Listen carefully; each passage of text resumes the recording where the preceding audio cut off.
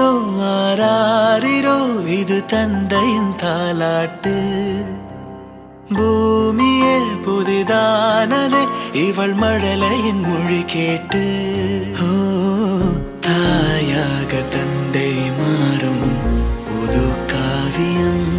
ஓ இவன் வரைந்த கெருக்களில் இவளோ உயிரோவியம்.